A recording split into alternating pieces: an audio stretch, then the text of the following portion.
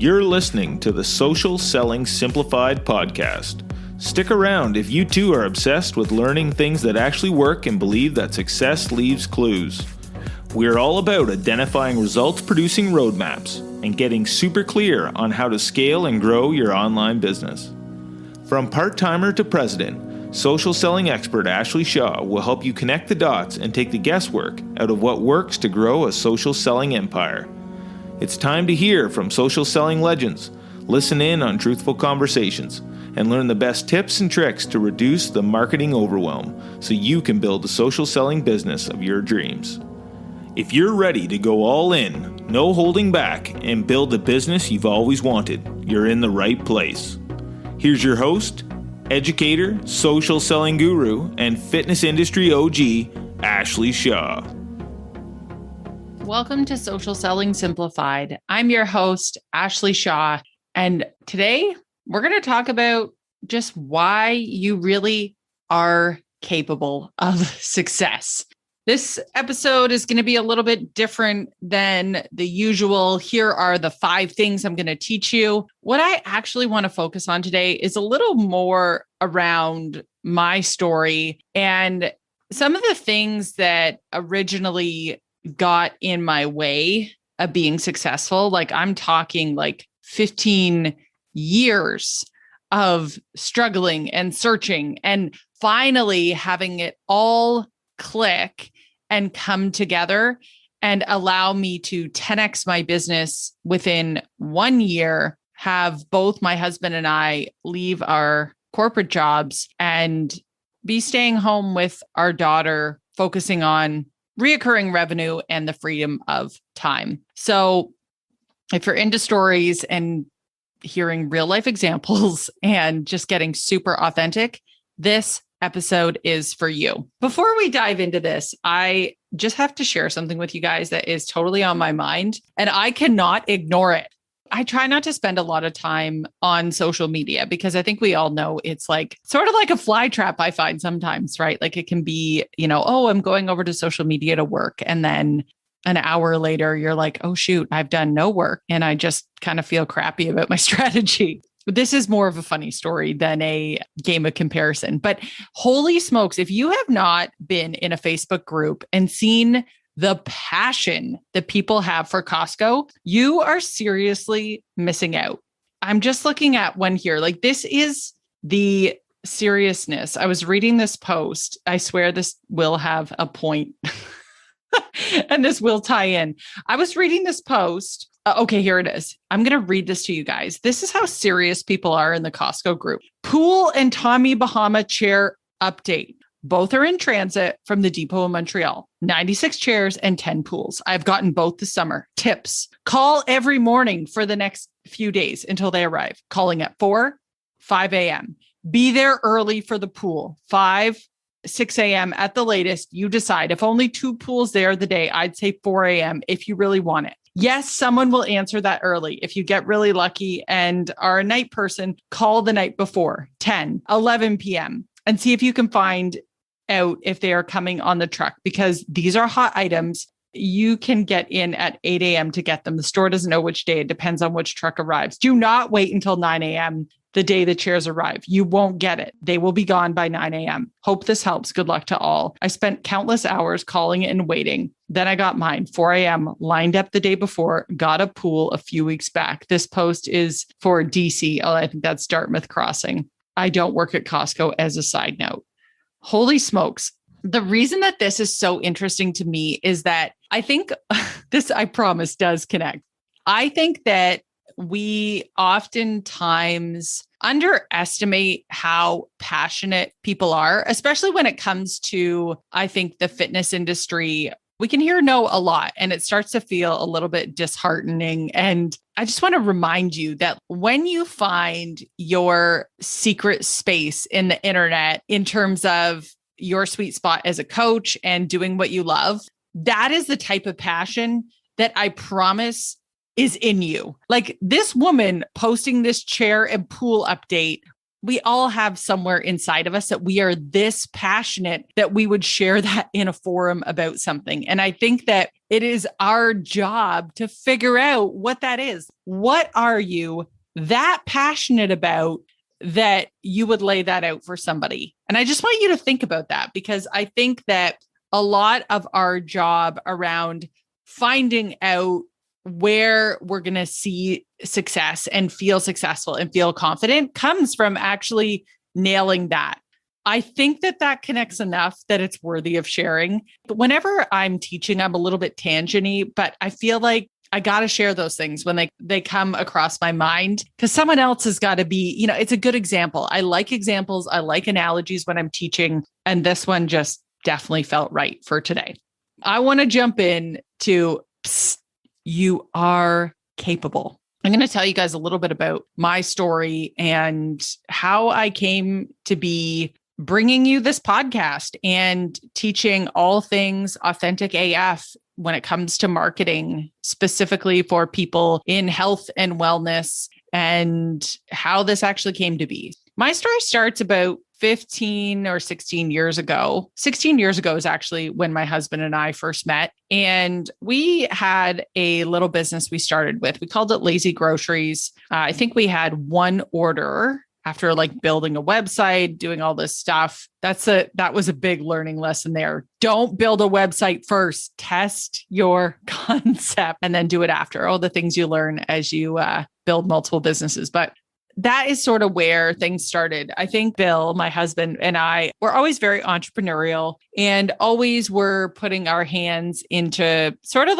random things, but we both sort of enjoyed that, exercising that part of our brain. And I guess it would have been 2 years into dating, we decided that we would sell everything and move to Vietnam and sort of start an office there. We had a good family friend that was living over there in Ho Chi Minh City, and we went on vacation for 3 weeks and we're like, okay, yeah, we really like this. Let's quit our jobs and move to Asia. So my husband was actually working for my parents at the time. He was running their floor covering store, and I was working at a gym as a general manager at that time. I really recommend that kind of selling everything and moving at least once in your life. It was such a cleansing, cool process. So anyways, we did that. Sold everything, moved to Asia. We were teaching English on the side to keep our visas. And then we were exploring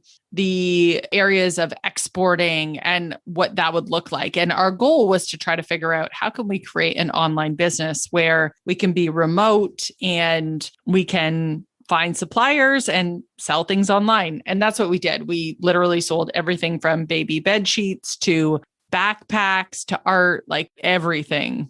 No real consciousness or focus on what we necessarily really were passionate about. We were just kind of passionate about finding the process. We had quite a few products actually that were successful. We had some scarf rings. These were made out of buffalo horn, and we started selling those. And that concept started to work really well because there were a lot of high-end scarf rings, but these were cheaper models. And we kind of tapped into some keywords and some different markets. And we were super pumped. We were doing 30,000, I think, in a year with scarf rings. And we also had backpacks we were doing a whole bunch of random stuff. But every time we sort of caught some steam, because it wasn't our own product, we didn't have a following.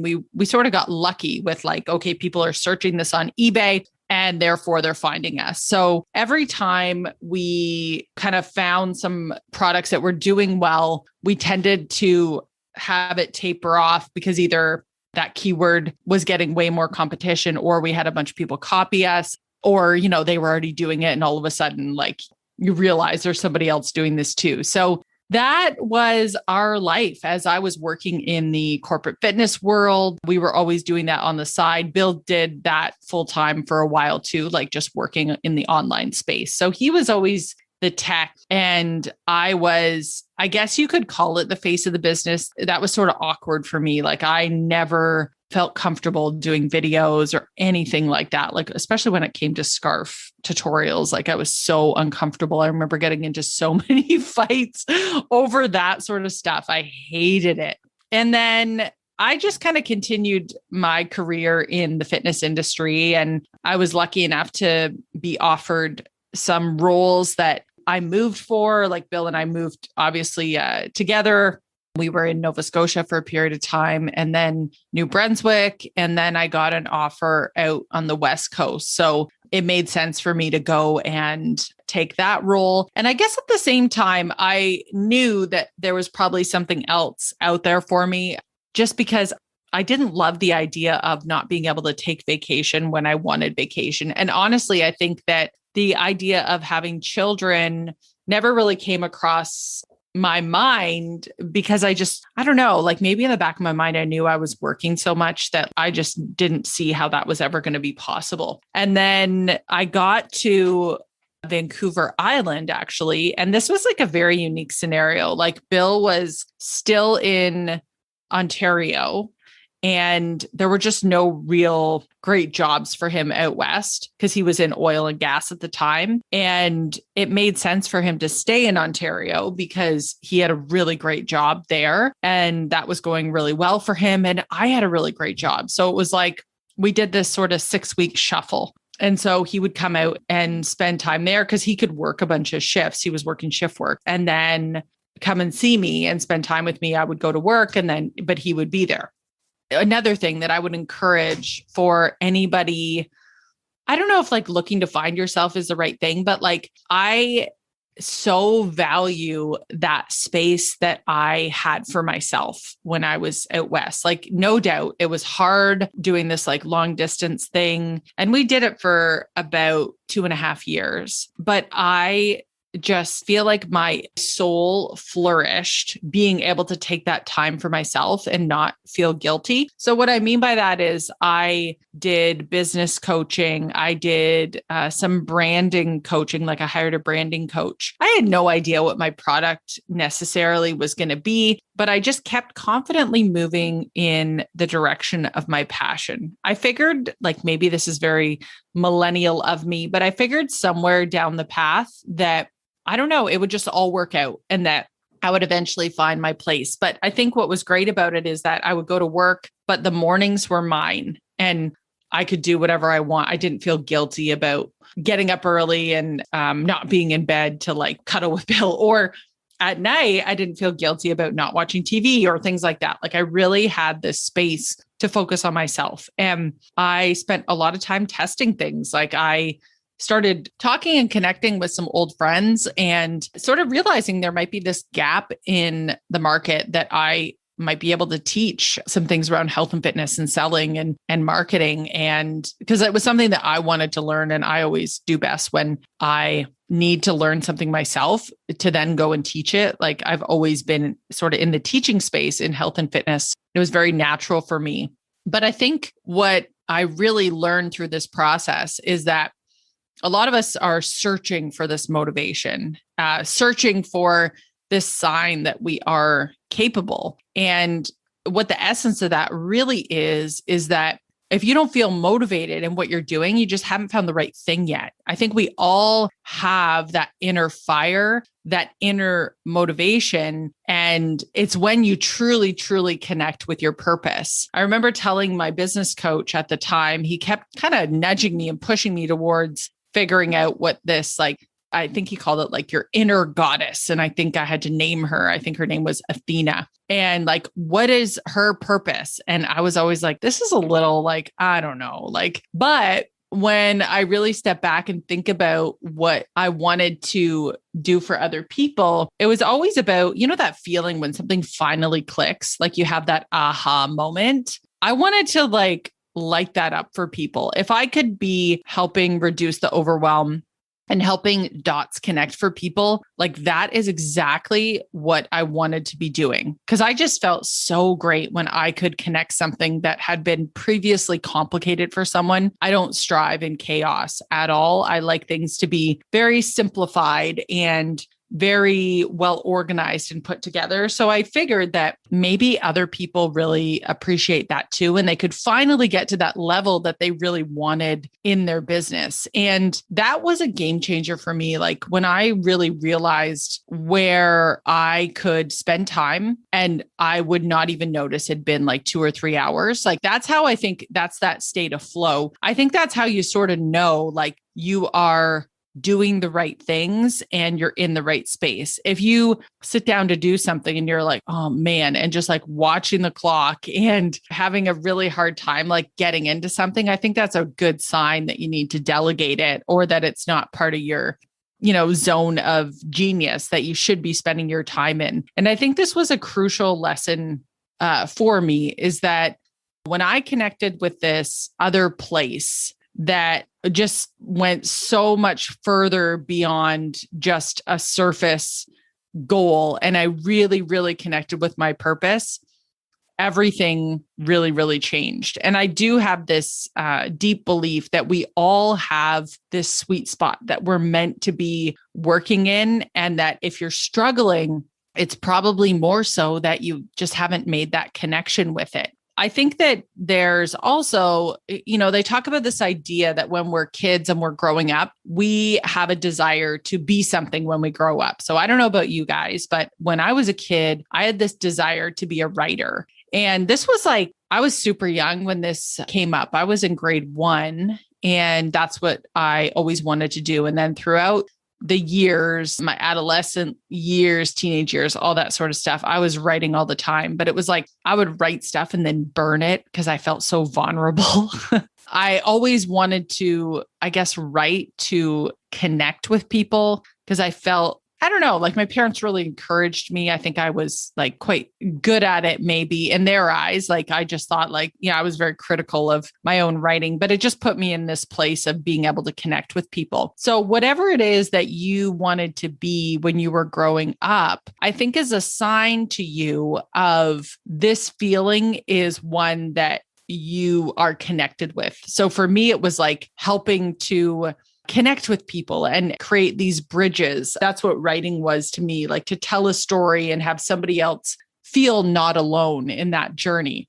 So I think that's important to look at. I think that leaves some clues for us as to what we should be doing, because maybe you're in the health and fitness space now, but there's a deeper reason or a deeper calling that connects you. And I think that again, that leaves some clues in terms of what angle, because I don't think there's anything as, when you just think of the term like fitness coach, I don't really think that that exists. I think that we all are very specialized in what we do. It's just like when you look at, for example, people that do social media posts, there's 100 different people that do that sort of thing, but nobody is going to be as specialized as I am in the sales side of social media, like selling through social media. Like that is what I have been practicing for the last 16 years. That is my sweet spot, is how to move people through the customer value journey. And I think when you look at your own journey, there is something that you are very specialized in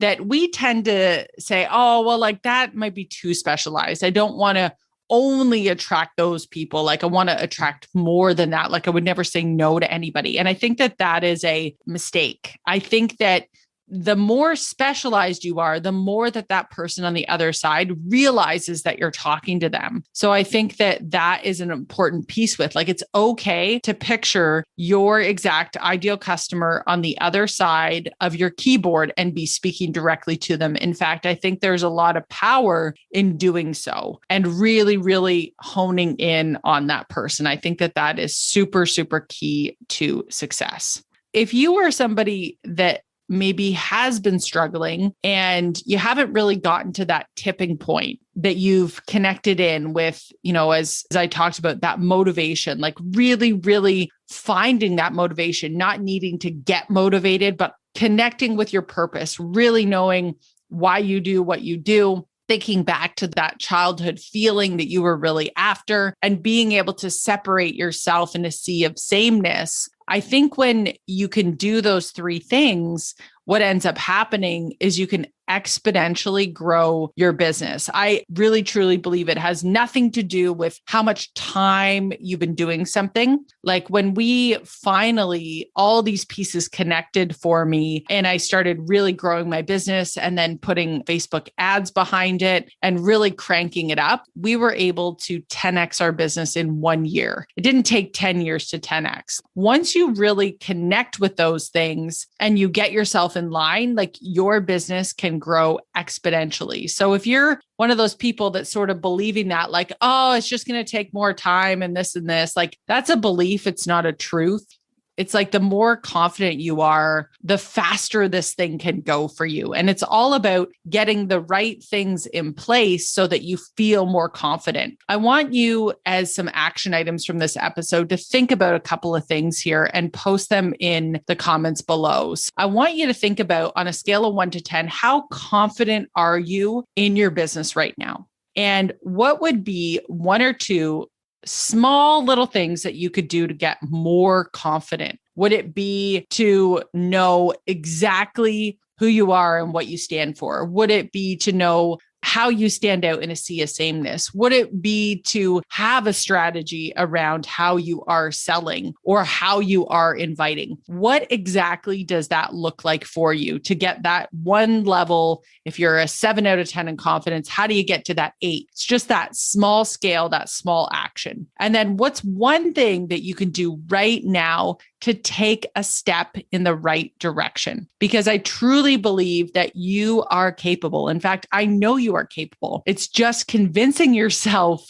that you can be confident in this and you can confidently move in the right direction towards building the authentic business of your dreams. Thank you so much for listening, and we'll see you next time on Social Selling Simplified. Are you a health and fitness coach struggling with consistency on social media? Do you find sales intimidating? Get ready to eliminate your fear and frustration, friends.